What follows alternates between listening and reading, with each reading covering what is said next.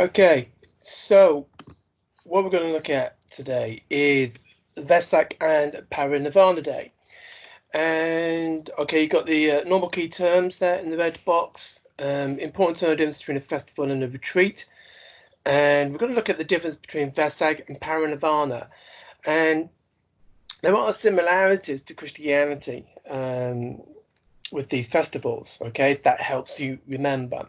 Okay, so um, when we're talking about Buddhist festivals and retreats, the main difference between a festival and a retreat is that a retreat is, and it might have been something that you've been on, it's something that where you retreat from your normal day-to-day life. You retreat from society for a period of time. Now, it might just be for an afternoon, for a couple of hours, or it could be for a week or a few months. It will vary, and then you will, and they're very popular in the West, and it's often a time that people take to be able to reflect on where they are in their life, what they've done, what they want to do, and basically it's going to be individual to every person, okay, in terms of what they expect to get out of a retreat. And so retreats will vary in structure, and they'll vary in content, and they'll vary in terms of what they're focusing on. But a retreat is really withdrawing from society and giving yourself time to think about where you are, maybe in your life. And it's very difficult to be specific because, like I say, the focus could be very different for every single person.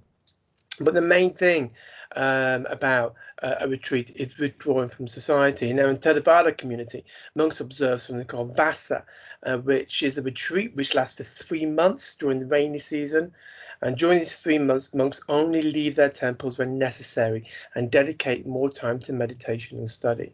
So it is very often just a time of self-reflection that people take. Where compare that to a festival, is even just the word festival, conjures images of joy, celebration.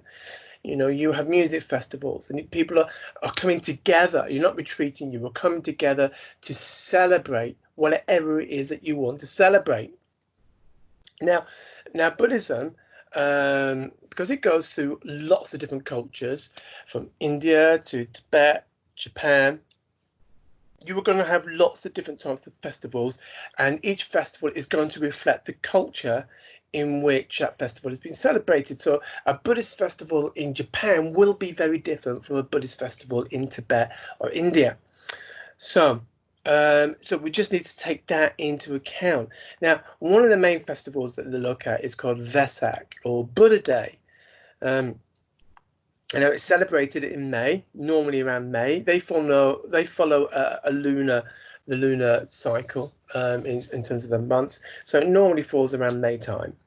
And there are three major events in the Buddha's life: his birth, his enlightenment, and his passing into Parinirvana, the final state of nirvana. And all these three things are meant to have happened during a full moon, and it's to honor and remember the Buddha and his teachings. Now it's quite a new festival, 1950s, really. So this is more of a festival, almost like a joy where the family come together. Now, if you go to my YouTube channel, and then on the side you'll see the menu for GCC Buddhism. You click on there, you will see videos of communities celebrating Vesak, and you will see floats going down the road, lots of lights, children are out that basically it's like a party. That it's a celebration, it's a time of joy, and sweets and presents and all that kind of thing. So it's almost a little bit, it's not Christmas. I know they celebrate Jesus' birth at Christmas, they're celebrating his birth at Vesak for the Buddha, and many Christians will celebrate the whole of his life at Vesak, at Christmas. So there is some similarity there, but it is this sign of joy, that the Buddha came, so he was born, he had that very special birth, he was enlightened, and he shared that enlightenment. with his disciples, who then passed it on to everybody else. So it is that point of joy, and now to celebrate Vesak, like I say, they may do these things. It will vary from country to country. Now, with nearly all religions, light candles are seen as something incredibly symbolic.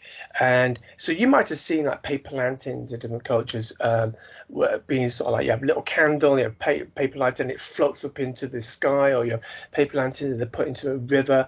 And this idea of light is really important within lots of traditions and lots of religions, and the idea that religious leaders come along and give them light to show people the right way to live their life. So it's a very common symbol that is used in Christianity and in Buddhism and in other religions. They will chant Buddhist scriptures, give sermons about the Buddhist teachings, and I say it varies from country to country. Singapore, they have caged birds and animals are released as a sign of liberation, to signify the release from past troubles and wrongdoings. Indonesia, giant paper lanterns are lit, floating in the night sky. It's very, very, very pretty. So it's an important symbol.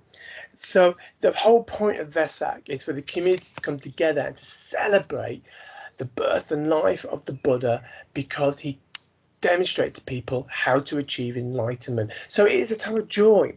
Now you compare that to Parinirvarna, and this is the Mahayana festival, celebrated in February, and now it's more about celebrating Buddha's passing into Parinirvana.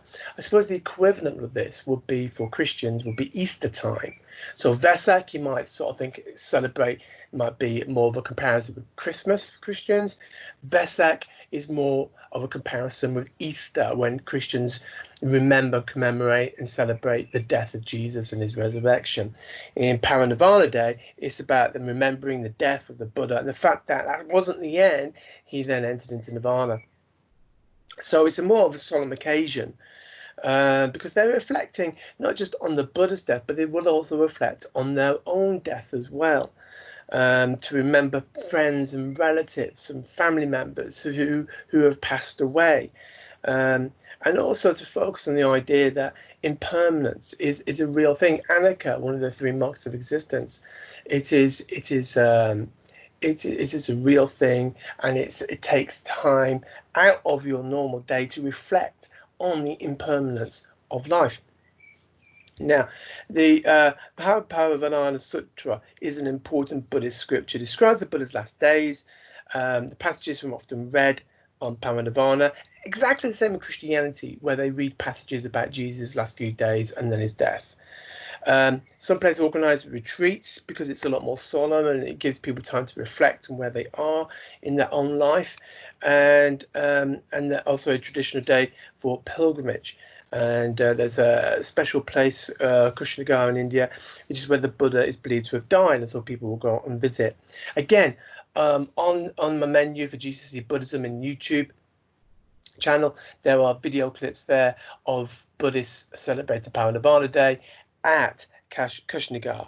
Okay, so I would really encourage you to watch those couple of videos from my YouTube channel, just to give you a sense of the difference between Vesak and Parinirvana. Okay, so this isn't complicated stuff. Like I say, you can't be really specific exactly what they do, because cultures will celebrate these days in their own unique way. But Vesak, birth, enlightenment, the death of Buddha. Parinirvana is purely about his death, and so it's a lot more solemn, and Vesak is a lot more celebratory and a lot more full of joy. So, activities: explain the difference between a festival and a retreat. Light, an important symbol in Vesak traditions. Think about the properties of light. Explain why light is used as a symbol during this festival. I'd also like to think about, and compare that with how light is used within Christianity as well. Now, do you think it might be helpful to spend a day focusing on the topic of death and impermanence, and give reasons for your answer? Now, we would normally have a class discussion now, and I will try and convince you actually how it's because it might seem really morose and depressing to think about death and to think about your own mortality, but I would want to put forward the case that actually it could be a very freeing thing. It could be a very motivating thing to do. It could be something that's incredibly healthy. you know, because the idea that then you don't take life for granted, you don't take your family, your friends, your loved ones for granted, because things are always going to be changing. Um, you know, and therefore we have this life. What are we going to do with it? So it can be actually really powerful, motivating, almost joyful thing, or maybe joyful is the wrong word, but certainly a motivating thing to allow people to get in the most out of their life, and to reflect on death. Now, you might disagree with that, which is fine, but you just need to explain why you would disagree with that. So yeah, so that's really quite simple, in terms of Vesak and Parinirvarna.